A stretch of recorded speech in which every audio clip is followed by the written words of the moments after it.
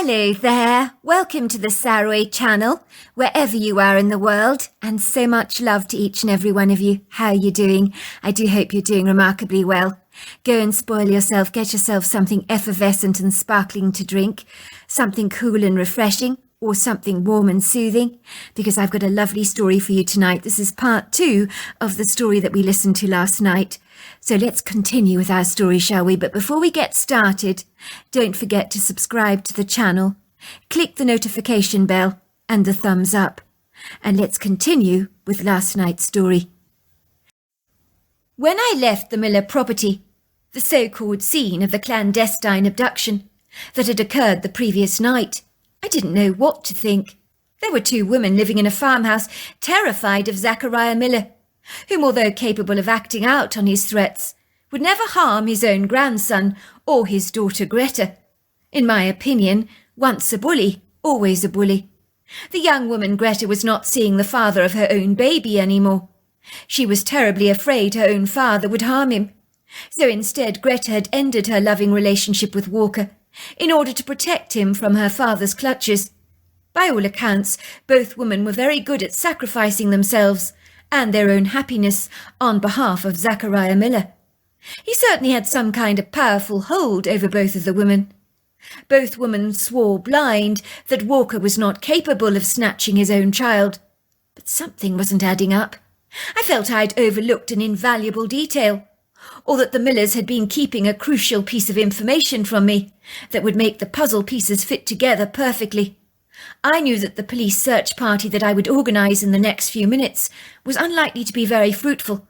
I suspected the missing child was long gone, so we would be looking for clues, tyre tracks, muddy footprints, a piece of torn clothing, something like that, but not anything very substantial, I imagined. I decided that the next obvious port of call was to find out the whereabouts of Walker McKeith.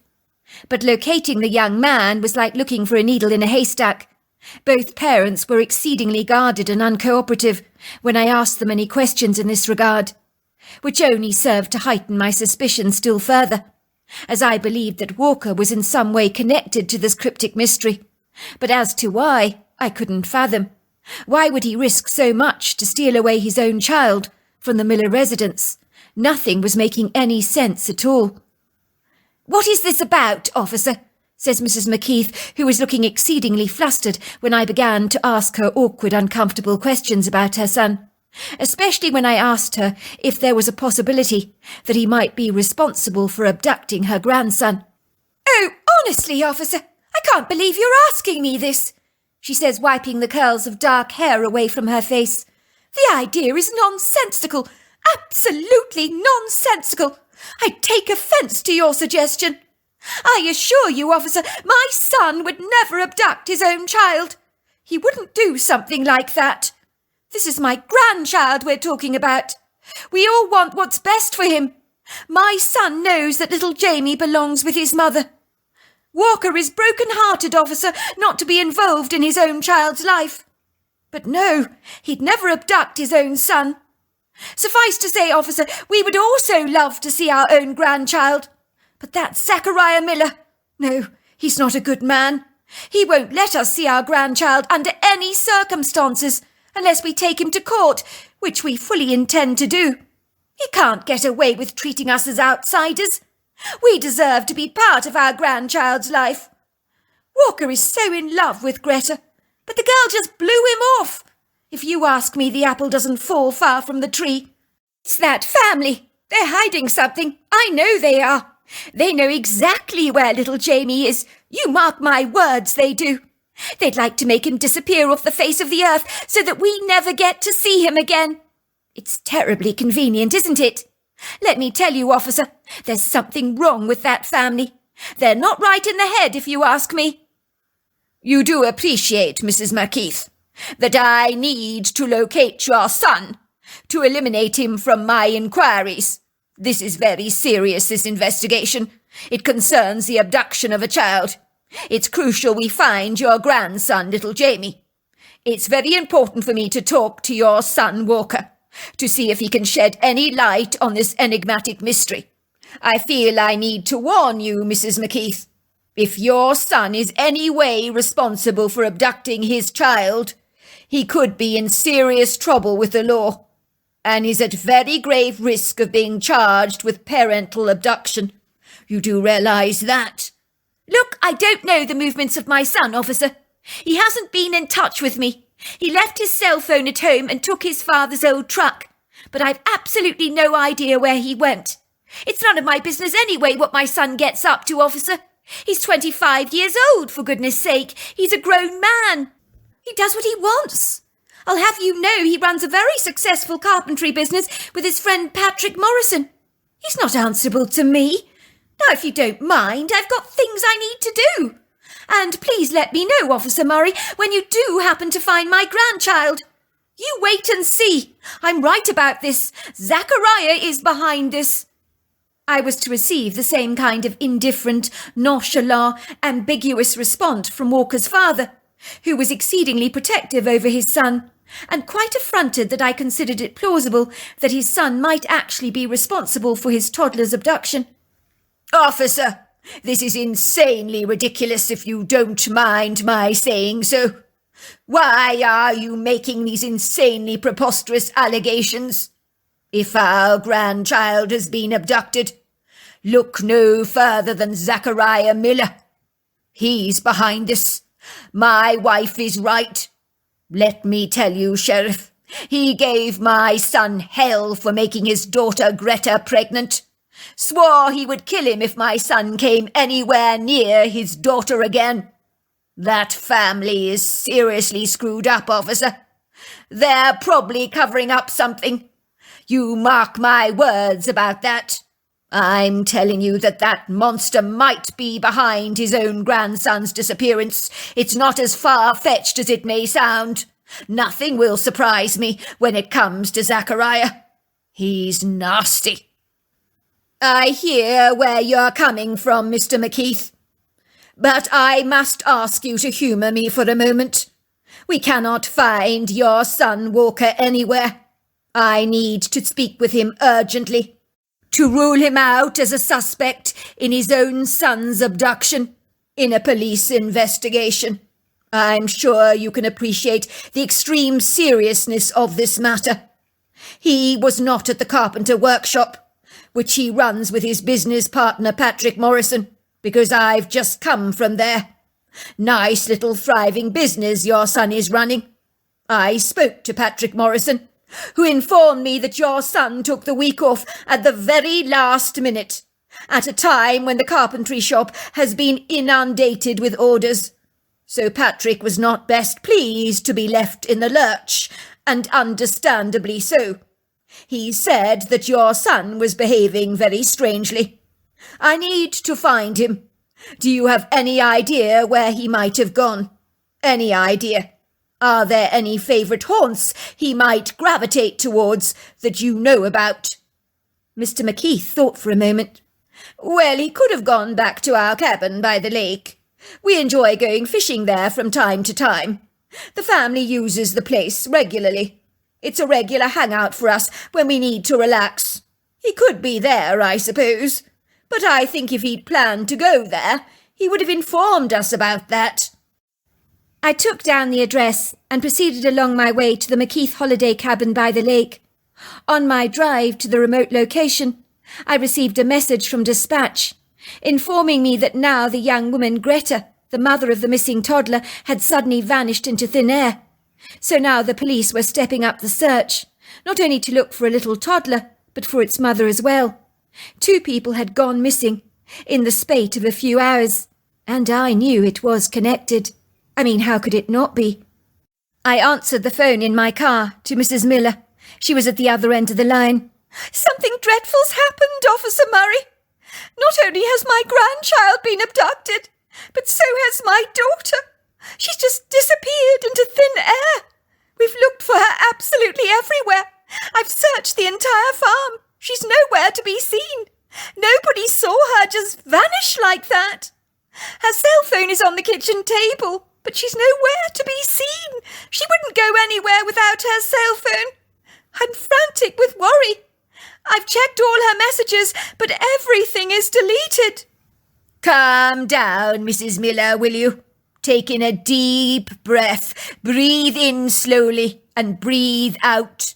I've got a feeling I know where your daughter Greta is. But my most judicious advice is for you to remain calm and only panic if there's something to panic about. And I have a feeling that we don't need to worry about Greta just yet. I will be in touch, I said, disconnecting the call.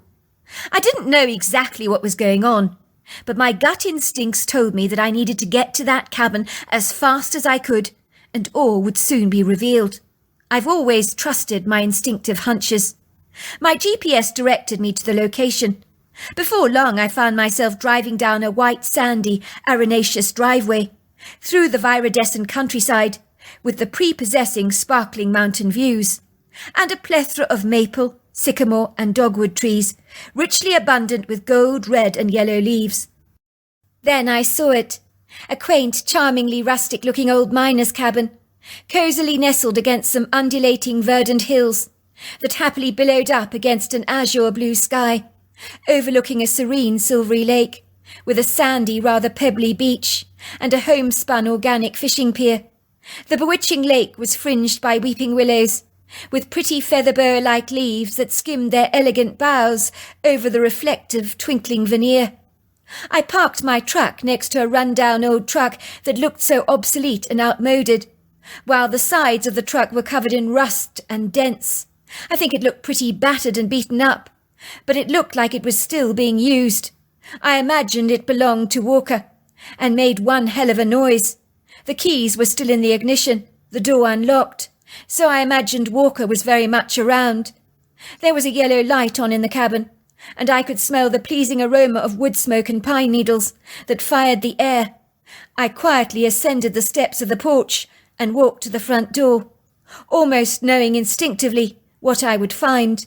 But I pulled out my weapon, muzzling it at my side. Walker McKeith, this is the police. I need you to come out here at once with your hands above your head. The door opened.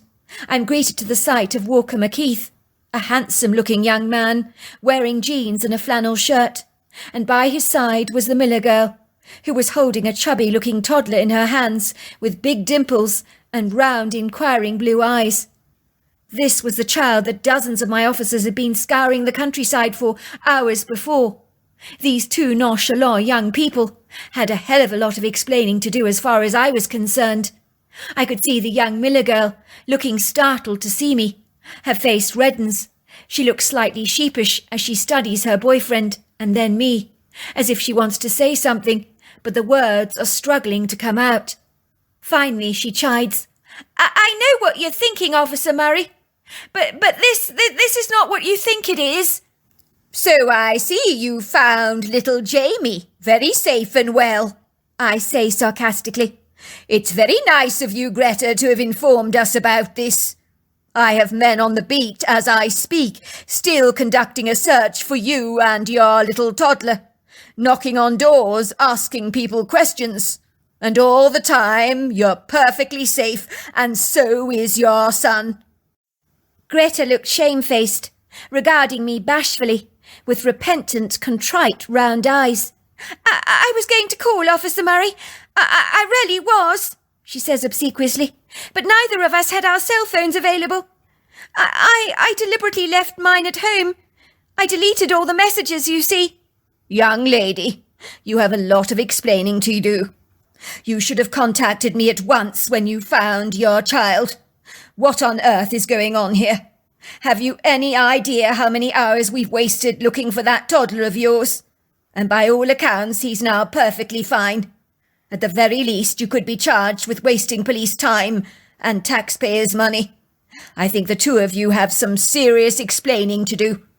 Beyond all that, your mother has reported you missing, Greta. She's having kittens as I speak, wondering what has happened to you. She's fearing the very worst. I'm also going to have to let my officers know that the mother and toddler that have been missing have now been found safe and well. I'm sorry, officer, says Walker ruefully. He intercedes in the conversation. I know I need to disentangle the confusion here and expound about what is really going on. You're damn right, son, I say. I'm listening, and I'm warning you this better be good. Child abduction is a serious offence. You better come in, says Walker. Please take a seat, officer. Put that revolver of yours away. I'm not about to pull any stunts on you, I promise. Besides, the only weapon I have at my disposal is a baseball bat, and a broken one at that. I visibly relax at the cordial invitation, and am led into a cosy, agreeable-looking living room, with a welcoming fire crackling away merrily in the hearth, where bright orange flames are snapping away at firewood, and the whole cabin smells of pine. Greta tells me to take a seat on a cushy-looking upholstered white wicker chair. I take a seat, finding myself wondering how on earth Walker is going to explain why he surreptitiously abducted Jamie in the middle of the night at the Miller farmhouse. It's clear to me that this is what happened. I also knew emphatically that at the time Greta knew nothing about this.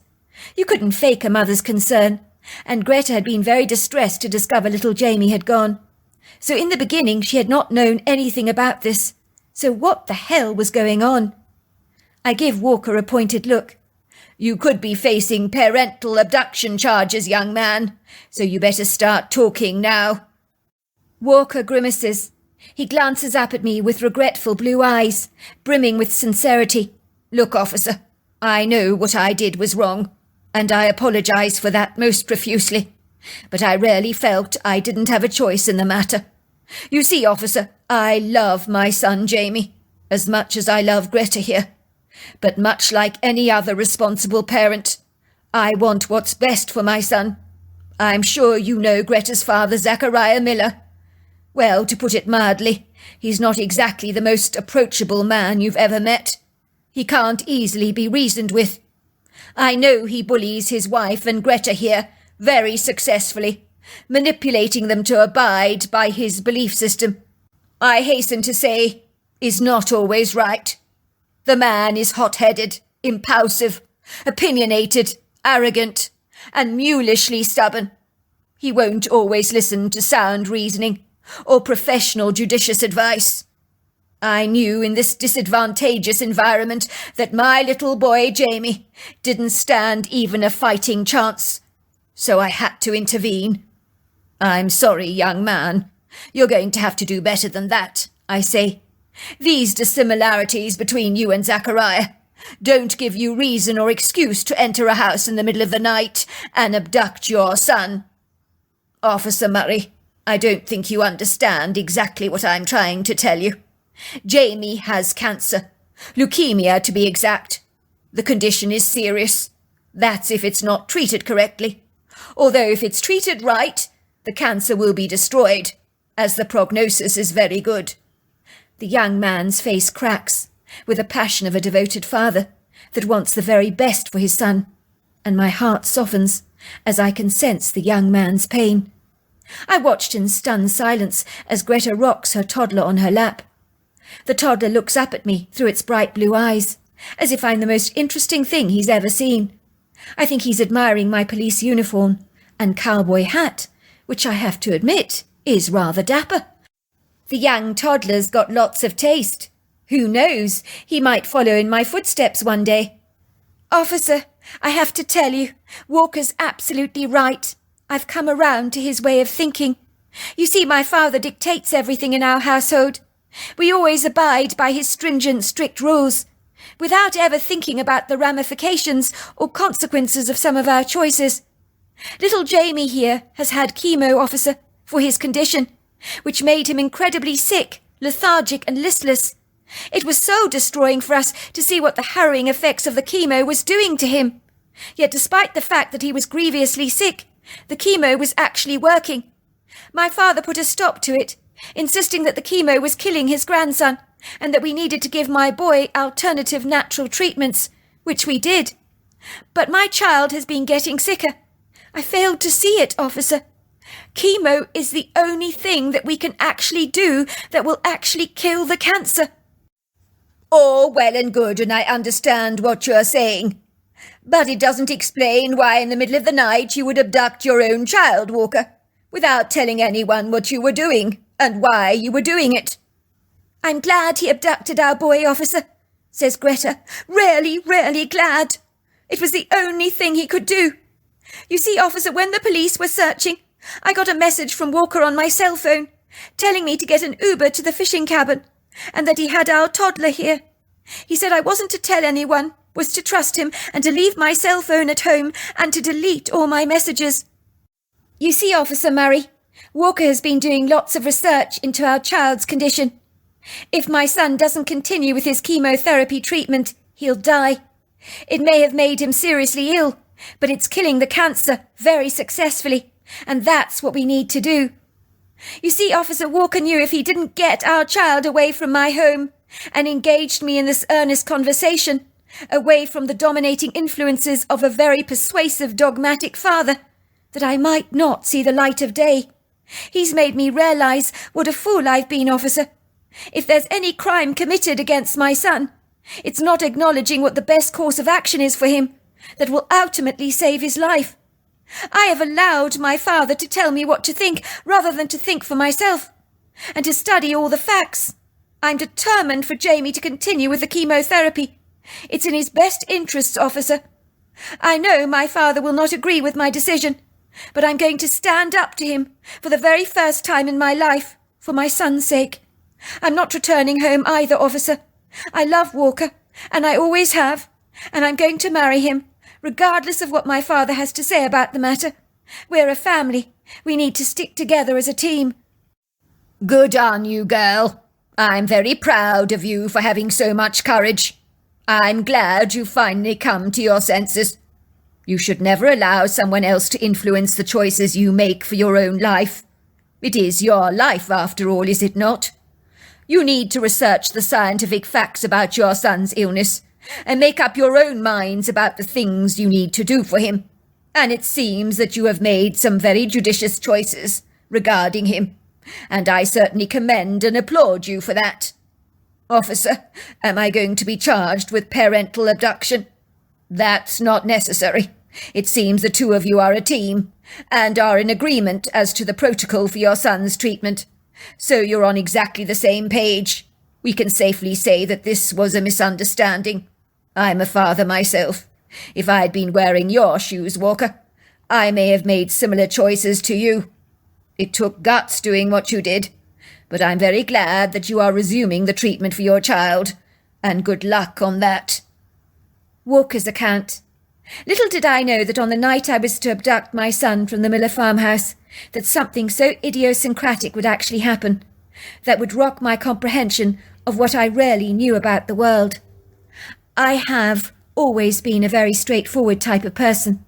I'm not easily persuaded to believe in things that you cannot see, for they carry no weight with me, and urban legends depicting stories of cryptid creatures were just fairy tales to me, nothing more. The night when I parked my father's prehistoric, annoying, noisy truck in the inconspicuous grassy clearing, fringed by a few very gnarled-looking trees, I was terrified that every single noise I made would be audible, especially when my rubber soles pounded the grass beneath my feet. I could hear the sounds of the crickets and frogs serenading the night, the distant hoot of an owl, and a howl from a coyote, but nothing was louder to me than the thumping sound of my heart. I was terrified about what I was about to do.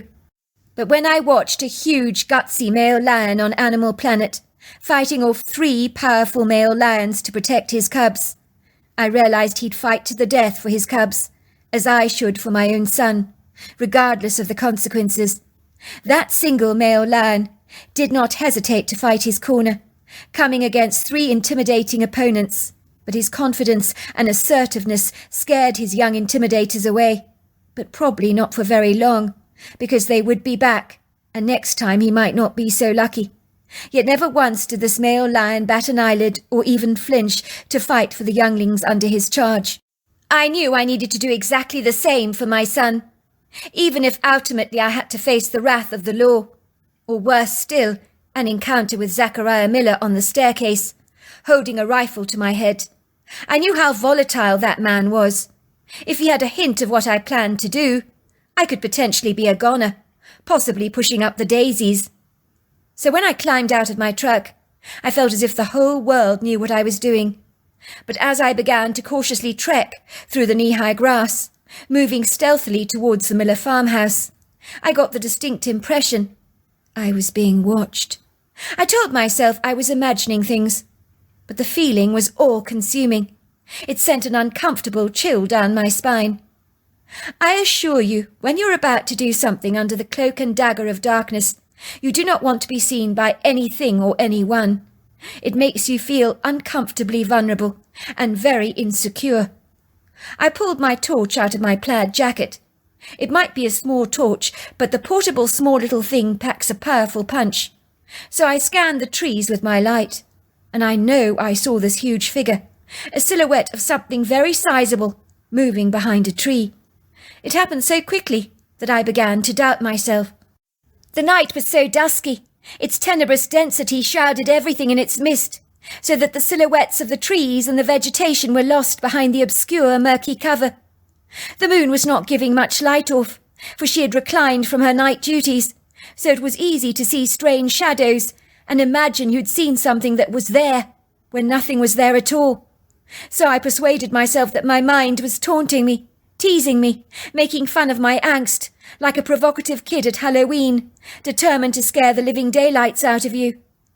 As I manoeuvred myself through the long grass that was wet with dew, I could hear feet behind me, pressing down the grass, snapping and popping fallen twigs. But when I turned around, nothing was there. Was I going completely mad? There was a punnelling wind, lifting up fallen leaves from the trees, tossing them up in the air like celestial butterflies. Also it whipped against my face. But I told myself it had to be these rustling leaves that I was hearing, not someone following me, snapping twigs under heavy feet. But in my gut, I knew very differently. In truth, my prime focus was on one thing alone, getting into that stone farmhouse and retrieving my toddler. I was terrified that once I lifted him out of the bassinet, he might scream loudly, waking up the entire household. But I soon realized that the demanding cat I encountered, that let out soft mews and purred profusely, was more of a threat to awakening the household than my child was. I'll never forget how fired up I was with adrenaline that night, as every nerve cell in my body was firing on all its cylinders. My stomach was churning like a frenzied food processor, and when I managed to leave the house with my child in my arms, I just hightailed it through the meadow as fast as I could, glancing back very briefly over my shoulders to check that I didn't see a light being turned on in the house, or hear loud voices shouting after me. But there was nothing. By this time my child was whimpering, twisting and turning in my arms. There was a quiet chill in the air, and my kid did not like the change in temperature that contrasted dramatically from his warm bassinet. I strapped my toddler in a kiddie seat next to mine and started up the engine. Oh, I hated my father's old truck. If that truck was a person, it would be one of those cantankerously loud, disagreeable people screaming the odds, determined to get everybody's undivided attention. "Howdy, I'm over here," sort of thing. My truck started up with a loud humming sound. It began to rattle and shake precariously, making the kind of noise you hear when frying pans are being bashed together, or when cutlery rattles around in a kitchen drawer. I knew I was far enough from the farmhouse not to wake the people up, but by God did that car make a commotion. The next thing I know, I'm driving down the long driveway, and I hear feet pounding behind me. Something is beginning to throw pebbles at my truck. I freak out, thinking someone at the farmhouse saw me and is running after me. So I'm almost hyperventilating as I put my feet on the gas pedal, on a road that does not invite speedy acceleration, because it's full of potholes and cracks and large pebbles. So my truck began unsteadily wobbling around. My kid began to make a peculiar noise, the likes of such I've never ever heard before. I realized he didn't like my rattling car. The noise obviously scared him. But I couldn't concern myself with such trivialities. I needed to get the hell out of here as fast as I could. I could not for the life of me perceive who was running after me. I've never known anyone to be this speedy before. Whoever they were, they should seriously consider entering the Olympics for speed racing. I remember thinking bloody hell as I kept hearing ponderous feet behind my truck, and my truck continued to be besieged with flying pebbles. It was only when I see the figure running by my side, keeping pace with me, trying to get my attention, that my blood freezes. For a moment I seriously think that I'm dreaming. I have to be. This just cannot be real. The creature overtakes my driver's side window and runs in front of my truck, standing in the middle of the road, waving her overlong arms up and down, so that I'm actually forced to stop unless I run her over. The strange creature standing in the middle of the road is a Bigfoot. I am gobsmacked by this. My mouth drops open so wide. I stare at the idiosyncratic creature with gog eyes, but I'm far too astonished to be afraid. The creature has her arms above her head. She's waving at me madly, frantically even. She stands on 2 powerful feet at a lofty 8 foot tall. She has small breasts, one larger than the other, and an exceedingly muscular body, with powerful buttocks and shoulders. She boasts a ripped 6-pack beneath her long dark hair. I observe her face to be very human, with deep-set dark eyes, a chiselled chin, high cheekbones. The creature runs over to my truck, pounding on the back door. I turn around to look at what she's pointing at, and to my astonishment there's a frightened little creature, possibly a little bigger than my own toddler, sitting in the back seat of my truck, with wide, frightened eyes. I realise that this was the creature that had made the strange noise earlier on that I thought came from my own son. I climb out of the truck, opening the back door, to help out the little Bigfoot baby that had been on my back seat. I am so stunned by what has just happened. I had left the door to my truck open, but I never anticipated a Bigfoot baby to find its way onto my back seat. I watch as the Bigfoot mother reunites with her little child. I can see joy, relief, and thankfulness in her eyes. She glances up at me gratefully. For a moment our eyes meet, and in truth I've never seen such kind, soulful eyes. The Bigfoot lifts her baby onto her shoulders. The baby begins to pull at her hair with its little hands, as if it's some kind of a game. I close the door behind me, returning to the front seat of my car, still studying the Bigfoot curiously, who appears to be very thankful. I think it was her humanness and her maternal energy that literally hijacked my fear. Granted, she was powerful in stature and weight, but she was no different to any other mother that loves and adores her child. The creature nods at me and says something in a language I couldn't understand, but I think she said, "I'll pay you back for your kindness," and then she glides away. I stood there motionless for a long time in the middle of the road, like someone who's been physically stunned, beaten over the head with a large baseball bat, and are completely disorientated and confused. I then climb back into my truck and make the journey back to my father's cabin. Me and Greta had been staying at the cabin for a few days. Our son was getting his chemotherapy treatments, and although Zachariah had kicked up a huge fuss about it, I was to learn that Officer Murray had gone to visit the man, delivering him some much-needed home truths. I got the surprise of my life when he actually phoned me and told me I was welcome to marry his daughter Greta. He even forgave me for abducting his grandchild. He had realised it was for the best that Jamie was going to get his full chemo sessions. "You're a good father. You stuck your neck out for my grandchild. I underestimated you, Walker. You're not such a pushover after all. Please accept my big apologies." Even more astonishingly, he told me he was going to a counsellor to manage his anger and violent outbursts. "Officer Murray is right," he told me. "My wife deserves much better. Frankly, I'm surprised she hasn't divorced me long time ago. I need to fix myself up."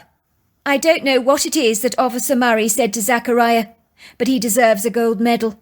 I've never known Zachariah to listen to anyone a day in his life, but he had listened to Officer Murray. So against all the odds, it was incredulous. It was on the 3rd night at our stay in the cabin that something very peculiar happened. It was a cool night, very cool. Me and Greta were enjoying a fire in the cabin after eating some fish that I'd caught earlier on in the day. The fish was delicious. It melted on the tongue. I cooked it with butter and garlic and served it with mashed potatoes and salad. Little Jamie was fast asleep in the bassinet, having had a tough day of chemotherapy that had beaten the very life out of him. But I wasn't worried. I knew my son was going to make a full recovery. Earlier on in the day, Officer Murray's wife had dropped us off some clothes for our toddler, telling us she wished us the best. Everyone had been so good to us, and all had our backs. But I didn't know that somebody else, someone particularly special, was also looking out for us. I awoke in the middle of the night to hear a strange knocking sound. It was gentle and unobtrusive, It sounded rather like a tree branch bashing against the walls of the cabin. It was not loud, but curious enough to get my attention. I glanced at Greta. She remained fast asleep on the bed, passed out from an exhausting day spent at the hospital. I climbed out of my bed, walking around the cabin. I could see the silhouette of a tall figure waving at me from outside the glass pane of the window. I recognized her at once and smiled. It was the Bigfoot I'd encountered on the road, whose baby had ended up in the back of my truck. I concluded that the little child wanted to play in the back of my truck, and the female Bigfoot, assuming I was going to be away indefinitely, had given her kid free rein to sit on the back seat and play, not realizing I would return as quickly as I did, and drive off with her child in the back seat. My heart leapt with excitement seeing the Bigfoot, as my encounter with her had been extremely congenial, and I had instinctively warmed to the unusual creature. Within moments of meeting her, I have to admit. I hurriedly rushed towards the cabin door, unbolting it. The Bigfoot glides confidently towards me. I feel surprisingly comfortable in her presence, like I never normally feel in the company of strangers. But this idiosyncratic creature is as natural to be around as the trees in the woodgrove.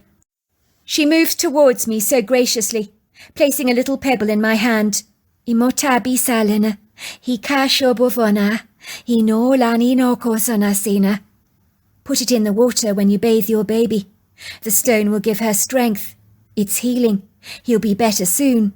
Thank you, I said to her, unable to comprehend that I'm hearing her speaking directly into my head. When I look up at her, I know I didn't imagine that voice. By the way she's looking at me, I know she spoke to me. Our paths were meant to cross, she says. Poti dasi topo, hi talal no. All will be well. When your son is better, leave the stone for me on your table over there, and I will come and collect it. Poti basanabulo, asina dona vanina. She glides away. I stood there for half an hour, flummoxed, asking myself, did that really happen? Needless to say, I did exactly what the Bigfoot told me to do. I put the small pebble in my baby's bathwater. The pebble looked like an ordinary white stone, and seemed pretty unremarkable. But when I put it into the water, it became purple, resembling an amethyst, and the water we bathed our baby in also turned purple. Greta was amazed, as no sooner had she bathed our baby in the bath water, everything changed. He became stronger, and he dazzled the doctors by being cleared of cancer only a couple of days later. My son was better, so I put the stone back on the table as I'd promised the Bigfoot, and the very next day it was gone. I have no real comprehension of what Bigfoots actually are, but I do believe they're from the angelic realm, sent to help us. Let's just say the outlandish way I encountered the creature never ceases to amaze me. I am now happily married to my wife Greta. My son is a remarkably healthy boy. And dare I say it, Zachariah Miller seems to have had a personality transplant. He's become a more lovable character in our own hometown, and the Red Sea doesn't part when he enters a bar. So yes, miracles do happen in this world, and angels may cross the thresholds of our lives in the most unlikely of ways. So there you are. That's my story. Wow, what an incredible story. Until next time, goodbye and good night.